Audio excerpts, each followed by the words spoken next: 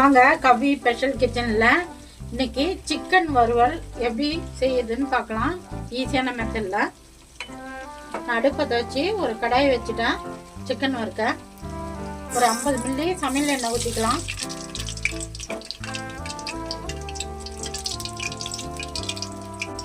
ஒரு 50 கிராம் வெங்காயம் கட் பண்ணி போட்டுக்கலாம்.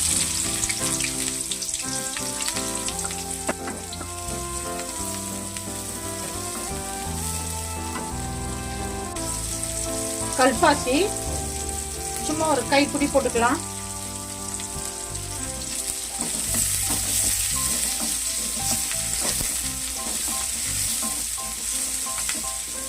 இந்த சிக்கனுக்கு தகுந்த மாதிரி உப்பு போட்டுடலாம். வெங்காயத்து கூட போட்டால் சீக்கிரம் வெங்காயம் வதங்கும். ஒரு கைப்பிடி கருவேப்பிலை போட்டுக்கலாம்.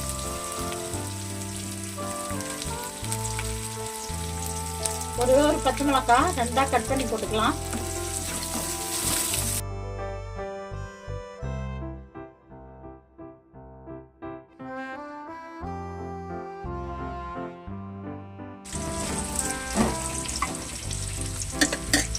வெங்காயம் நல்லா சமைந்துச்சு. இப்ப தக்காளி 2 தக்காளி பேஸ்டா அரைச்சி போட்டுக்கலாம். 1/2 கிலோ சிக்கனுக்கு தான் நான் மசாலா சேர்க்குறேன். தக்காளி வெங்காயம் எல்லாம் நீங்கள் சிக்கன் எவ்வளோ எடுக்கிறீங்களோ அதுக்கு தகுந்த மாதிரி நீங்கள் தக்காளி வெங்காயம் மசாலாலாம் சேர்த்துங்க.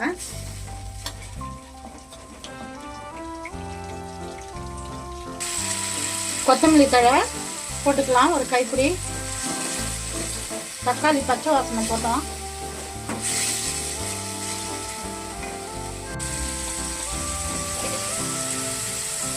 கரம் மசாலா ஒரு 1/2 டீஸ்பூன் போட்டுக்கலாம். மிளகுத்தூள் ஒரு 1/2 டீஸ்பூன் போட்டுக்கலாம். ஜீரக பவுடர் ஒரு 1/2 டீஸ்பூன் போட்டுக்கலாம்.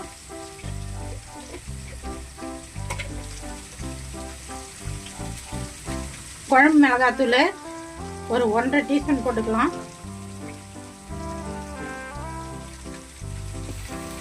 தனி மிளகாத்தூள் ஒரு 1 டீஸ்பூன் போட்டுக்கலாம்.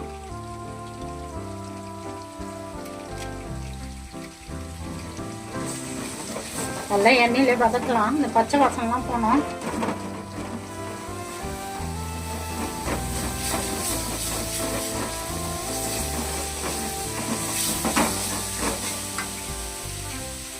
பச்சை வாசனை போறதுக்காக கொஞ்சமா தண்ணி ஊற்றிக்கலாம். அடி பிடிக்காம இருக்கும். இஞ்சி பூண்டு பேஸ்ட் 1 டீஸ்பூன் போட்டுக்கலாம்.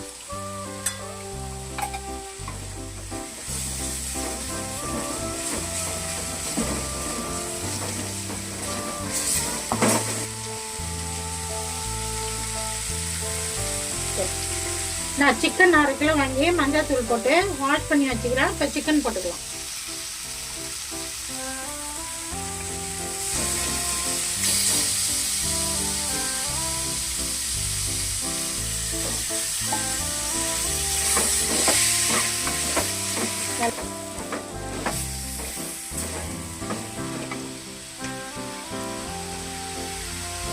கருவேப்பிலை இன்னும் கொஞ்சம் போட்டுக்கலாம். நம்ம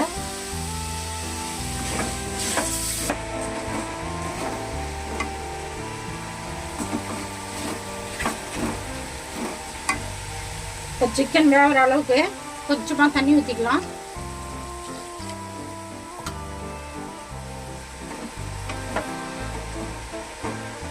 ஏன்னா சிக்கன்ல தண்ணி விடும்.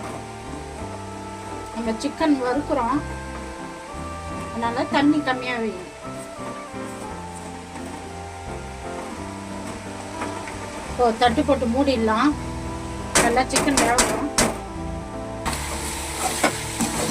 சிக்கன் நம்ம தாளிச்சு விட்டு போனோம். நல்லா தண்ணி சுண்டி சிக்கன் வெந்துடுச்சு.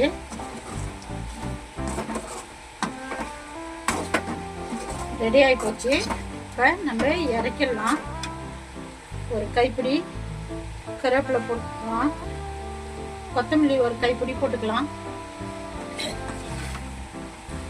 சூப்பராக ரெடி ஆகி போச்சு வறுவல், சிக்கன் வறுவல். இப்போ இறக்கிடலாம்.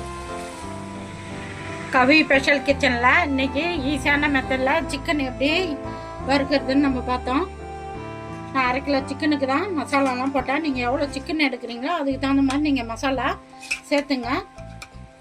நல்லா சூப்பராக ரெடி ஆகி போச்சு.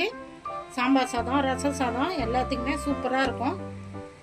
நான் எப்படி செஞ்சேன்னா அந்தமாதிரி செஞ்சு பார்த்துட்டு எப்படி இதுன்னு சொல்லுங்கள். எனக்கு சப்போர்ட் பண்ணுங்கள்.